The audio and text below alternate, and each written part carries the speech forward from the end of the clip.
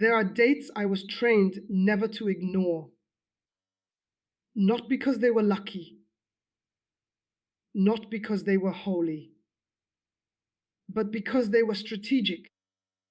Before I came to Christ, February dates were treated as spiritual checkpoints, windows where assignments were reviewed, permissions were renewed, and outcomes were locked in.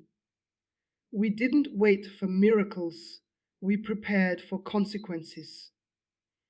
If something wasn't addressed before certain thresholds, it became harder to reverse. That training stayed with me for years, even after I left the occult. And that's why I need to speak to you now. Because what I'm about to share is not superstition, it's not fear, and it's not a ritual. It's one decision that shifts authority. Before February 23, there is a moment, not on the calendar, but in the heart, where alignment matters more than activity. Most people miss it because they're busy asking God to do something when heaven is waiting for them to release something. I know how witches think. We didn't fear prayer, we feared repentance. We didn't fear worship, we feared surrender. We didn't fear people asking for blessings, we feared people closing doors. Miracles are not random, they follow alignment. And alignment begins when you stop negotiating with what God already told you to lay down. There were countless people we watched pray sincerely and still stay stuck. Not because prayer doesn't work, but because one unresolved thing kept the door cracked open. A relationship, a habit, an offense, a secret compromise. Before February 23, that one thing matters. Not because the date has power, but because delay does. I've seen what happens when people finally obey in a quiet, unseen moment. No music, no audience, no emotional surge, just obedience. And the shift that follows looks like a miracle, but it's actually authority being restored.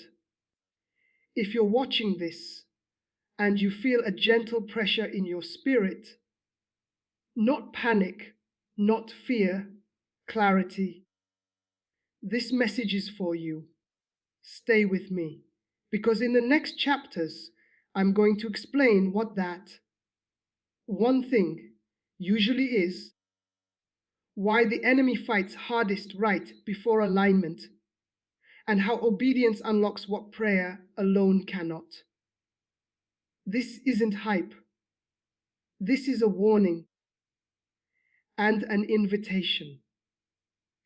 And what you do with it before February 23 matters more than you think. Let me tell you something that will surprise you. When I was operating in witchcraft, we did not sit around hoping people would sin more. Sin was common. Compromise was normal. Distraction was easy.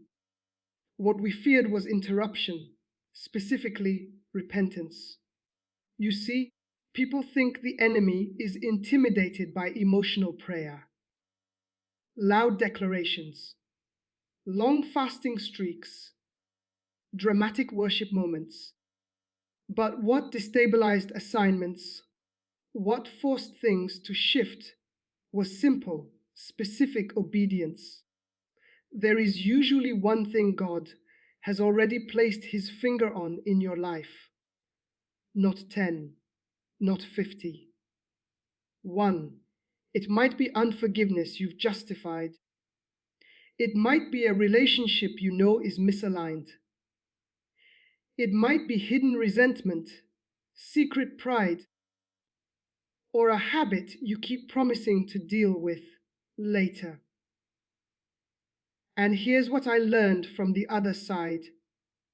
As long as that one door stays open, spiritual progress feels slow, not because God is withholding miracles, but because authority flows where alignment exists. Before February 23, the invitation is not to perform, it's to confront. What is the one area where you keep negotiating? Because miracles are not magic moments. They are often the natural result of restored order. When someone genuinely repented, not emotionally, but decisively, it changed the spiritual landscape around them. It wasn't dramatic, it was quiet, but it was powerful. And the reason it was powerful is because repentance reclaims legal ground. When you remove what doesn't belong, what belongs can finally settle. That's why we feared it. A believer who confronts their compromise becomes dangerous to darkness. Not loud, not dramatic, just aligned. So before this date passes, don't ask, what miracle is coming? Ask, what have I delayed? Because that one act of obedience, the one you've been postponing, may be the very thing standing between prayer and breakthrough. And when you finally deal with it, what follows won't feel forced. It will feel like something heavy lifted. Not because the calendar shifted, but because you did. Here is what most people don't understand. The closer you get to obedience, the louder the resistance becomes. When I was involved in the occult, timing mattered. Not because dates carried mystical power on their own, but because momentum does. If someone was about to step into clarity, distraction would increase. If someone was close to cutting off compromise, confusion would intensify. You've probably felt this. The moment you decide, I'm going to fix this, I'm going to address this, I'm going to end this pattern, suddenly everything feels heavier. Old temptations resurface. Unexpected arguments happen. Fatigue increases. Doubt whispers louder than usual. That is not coincidence. When alignment is near, resistance reacts. But here's the truth I had to learn after coming to Christ. Resistance is not proof that you're losing. It's often proof that you're close. Before February 23, you might feel unusual distraction. Not dramatic attacks, just subtle pulls. Procrastination, rationalization. It's not that serious. I'll deal with it next month. God understands. And yes, God does understand. But grace is not permission to delay obedience. It is empowerment to walk in it. When someone finally decided to close a door, truly close it, something shifted instantly. The atmosphere around them felt lighter. Decisions became clearer. Prayer felt less forced. It wasn't because angels suddenly descended in visible form. It was because internal conflict ended. Double mindedness drains authority. Decisiveness restores it. If you're experiencing resistance right now, don't panic. Ask yourself one question.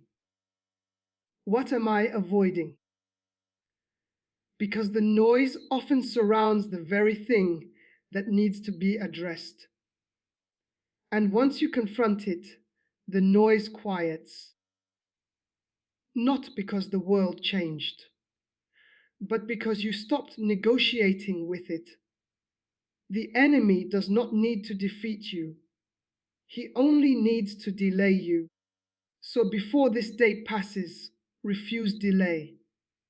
Clarity is closer than you think, and the resistance you feel might actually be confirmation that you are about to step into alignment. Now let me correct something gently but clearly. When you hear the word miracle, your mind probably imagines something dramatic, instant healing, sudden money, an unexpected phone call, a visible breakthrough that everyone can point to and say, that was God. But from what I have witnessed, both in darkness and in redemption, most miracles begin invisibly. They start with order being restored. In the occult, we understood something most believers overlook: chaos is leverage. When someone's life was internally divided, emotionally unstable, or morally compromised, it created friction. And friction creates vulnerability. But when someone became internally aligned, when their words, choices, and convictions matched, the leverage disappeared. That is the miracle most people miss: peace, clarity, stability. You may obey before February 23 and not see fireworks, but you might notice something more powerful. Your mind feels calmer. The temptation loses intensity. The anxiety you carried feels lighter. Decisions that once confused you now seem obvious. That is not coincidence. That is authority returning. Miracles are not always additions. Sometimes they are subtractions. The removal of heaviness, the removal of confusion, the removal of internal contradiction. When you remove compromise, you remove friction. And when friction decreases, momentum increases. After I left the occult, I realized something humbling. God does not need to perform theatrics to move powerfully. He restores order, and order produces fruit. So if you obey, and what you feel is steadiness instead of spectacle, do not dismiss it. Steadiness is strength. Consistency is power. Clarity is breakthrough. The world chases visible signs. Maturity recognizes internal transformation. Before this date passes, understand this clearly. The miracle may not be what you gain. It may be what finally stops draining you. And when that drain closes, what was blocked begins to flow naturally. Not because the calendar shifted, but because you chose alignment over delay. That is the miracle we feared most, and that is the miracle available to you. Let me say this plainly. Partial obedience keeps doors partially open, and partially open doors create ongoing struggle. In my former life, we didn't need someone to completely rebel against God. We only needed them to compromise halfway, to apologize without changing, to confess without correcting, to feel conviction without making a decision. That middle ground was enough, because hesitation weakens authority. Before February 23, this is where many people fail. They feel the nudge. They acknowledge the issue. They even pray about it, but they don't close it. They reduce it. They manage it. They rename it. Instead of ending the toxic relationship, they set boundaries. Instead of deleting the habit, they cut back. Instead of forgiving fully, they try to move on. And spiritually, that keeps the hinge attached. Alignment is not about intensity, it is about finality. When you close a door completely, you don't keep checking if it still opens. You remove access, you remove permission, you remove negotiation. That is why decisive obedience shifts things so quickly, because it eliminates internal debate. When I was deep in witchcraft, we understood something unsettling. As long as a person was divided, they were predictable. But when they became decisive, when they chose righteousness without bargaining, influence weakened. Decisiveness stabilizes you, stability strengthens you, and strength produces visible change. So before this date passes, don't perform spiritual activity. Make one clean decision. Delete what needs deleting. End what needs ending. Confess what needs confessing. Forgive without conditions, not emotionally, but intentionally. And once you do, resist the urge to revisit it. Because the enemy often tests doors after they close. He whispers, "Was that necessary? Maybe you overreacted. Maybe it wasn't that serious." It was. If God highlighted it, it mattered. And when you close that door completely, you will feel something subtle but powerful: freedom from internal argument. Your prayers will feel clearer. Your thoughts will feel less crowded. Your spirit will feel steadier. That is not hype, that is alignment.